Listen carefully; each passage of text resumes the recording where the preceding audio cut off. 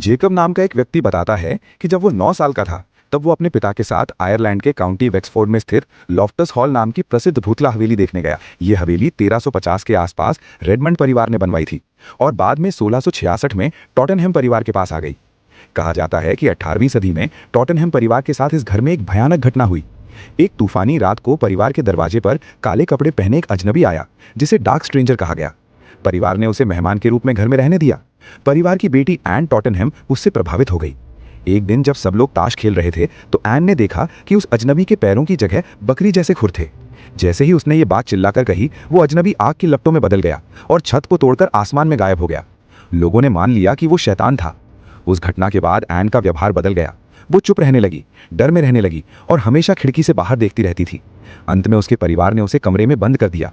1775 में उसकी मृत्यु हो गई और उसका शरीर अजीब तरीके से मुड़ा हुआ था जिसे सीधा नहीं किया जा सका। कहा जाता है कि उसकी आत्मा आज भी उस कमरे में भटकती है।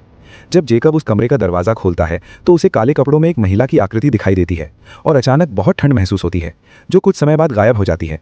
आज ये हवेली अब पर्यटकों के लिए खुली नहीं है, लेकिन जेकब को वो डरावना अनुभव आज भी याद है।